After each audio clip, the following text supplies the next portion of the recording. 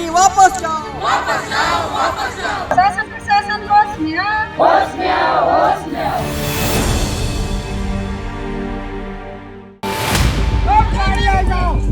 आ जाओ, आ जाओ। एक तरफ पुलिस और प्रशासन की टीम तो दूसरी ओर गम और गुस्से में सरगुजा के गांव वाले। बीच में है विरोध की खाई। नहीं काटने देंगे, नहीं काटने देंगे, नहीं काटने देंगे। पेड़ काटना बंद करो, बंद करो, बंद करो।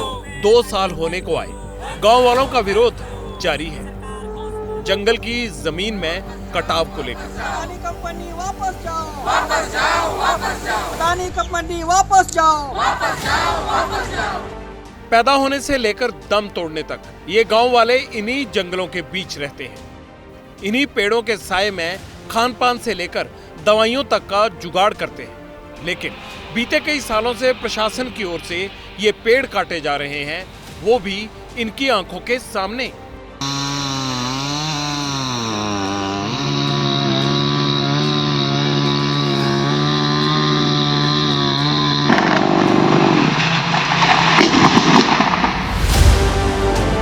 मसला सरगुजा के उदयपुर इलाके में परसा ईस्ट केते बासेन में स्वीकृत हुई कोयला खदान से जुड़ा है और खदान जुड़ी है अदानी ग्रुप से।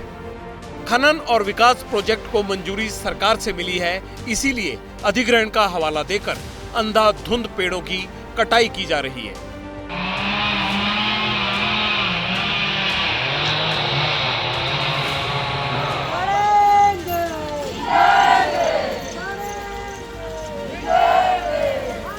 परसा, केते, घाटबर्रा और साली गांव के लोग गुस्से में हैं।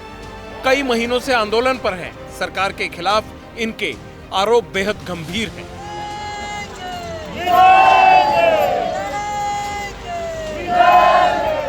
सुबह 6 बजे से हमारे साथियों को उठा के ले गए हैं। मतलब आज इनको पेड़ काटना था और हमको इतना भी खबर नहीं था कि ये लोग पेड़ काटेंगे।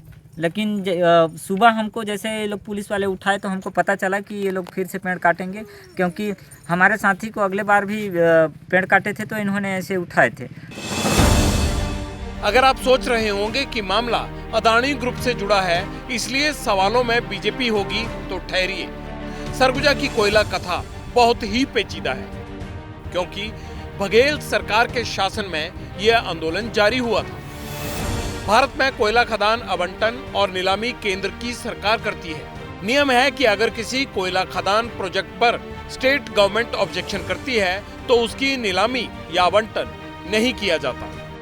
दिलचस्प बात यह कि परसा ईस्ट केते बासन कोयला खदान का आवंटन जब हुआ तब केंद्र में मनमोहन सिंह की सरकार थी और स्टेट में बीजेपी के रमन सिंह थे। अदानी ग्रुप का दावा है कि उसने खुली बोली लगाकर सारे अनुबंध हासिल किए हैं, वो भी एमडीओ यानी माइनिंग डेवलपमेंट कम ऑपरेटर मॉडल पर। बघेल सरकार ने भी खनन के लिए यही मॉडल और अदानी ग्रुप को ही चुना।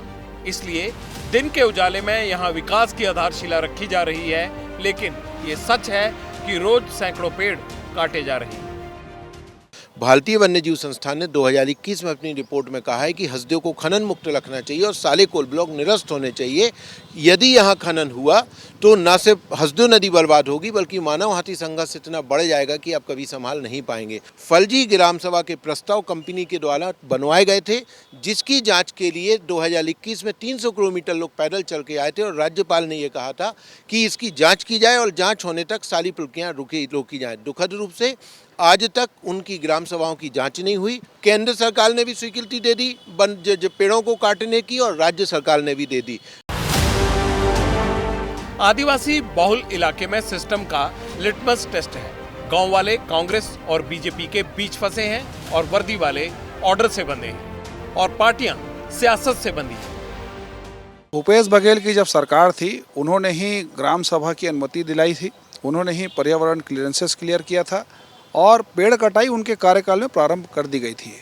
तो ये सारा किया धरा भूपेश बघेल के सरकार का समय है। हमारे ऊपर आरोप मढ़ा जा रहा है। कांग्रेस की जब सरकार थी तो हसदेव की जंगलों में कटाई और खदान को निरस्त करने के लिए एक संकल्प भी पारित किया गया था और केंद्र सरकार को भेजा गया था और कटाई को रोका भी गया था। आज भारतीय जनता पार्टी की सरकार बन गई और आदिवासियों की भावनाओं को दरकिनार किया जा रहा है। खनन के नाम से आदिवासियों को उजाड़ना बंद करो, बंद करो, बंद करो। खनन के नाम से आदिवासियों को उजाड़ना बंद करो, बंद करो, बंद करो। 600 दिन हो गए, आंदोलन जारी है। ये लोग भूपेश बघेल से भी मिल चुके हैं।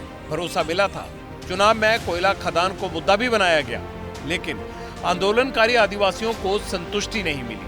जल जमीन हमारा वापस करो, वापस करो, वापस करो। जमीन हमारा वापस करो, वापस करो, वापस करो। जल जंगल जमीन के लिए ये लड़ रहे हैं, जेल जा रहे हैं, सिस्टम के कोप का शिकार बन रहे हैं।